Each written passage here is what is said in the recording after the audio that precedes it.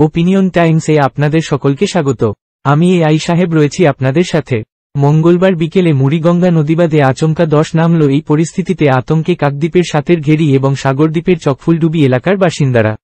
মুড়িগঙ্গা নদীর বাঁধে প্রায় 20 ফুট অংশে 10 নামে, রাতে ফের প্রায় 30 ফুট অংশ ধসে যায়। বুধবার সকালে জোয়ারের সময় এলাকাবাসী বাঁধের উপরে ভিড় জমান। এছাড়াও 10 নামা বাঁধের লাগোয়া একাধিক জায়গায় বড় বড় ফাটল দেখতে পান তারা।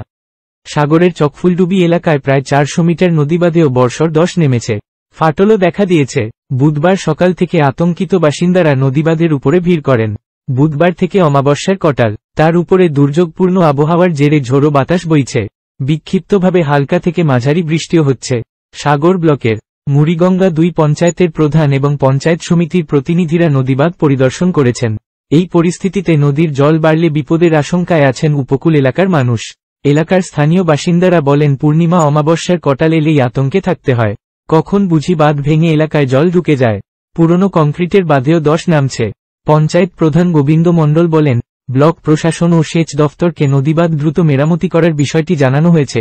কাকদ্বীপের মহকুমা শাসক মধুসূদন মণ্ডল বলেন, দ্রুত বাঁধ মেরামতির কাজ শুরু করার জন্য সেচ দফতরকে জানানো হয়েছে। অন্যান্য এলাকার দুর্বল নদীবাঁধগুলির উপরেও প্রশাসন নজর রাখছে। বাঁধের পরিস্থিতি খুব খারাপ, প্রত্যেক কোটালে বাঁধ ভাঙতেছে। বিয়াস বন্যায় তো পুরো ভেঙে গেল, ঘর বাড়িটি সব তো নষ্ট হয়ে গেছিল।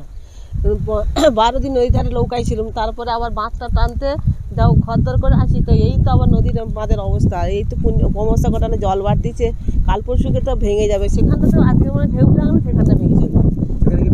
হ্যাঁ, সেখানে ফাটল দেখা দিয়েছে, ফাটল দেখা দিয়েছে, আর জল বাড়তিছে। আর রাতে তো জল এইটা কখন থেকে ভাঙছে? এটা কালকে রাত থেকে ভেঙে গেছে।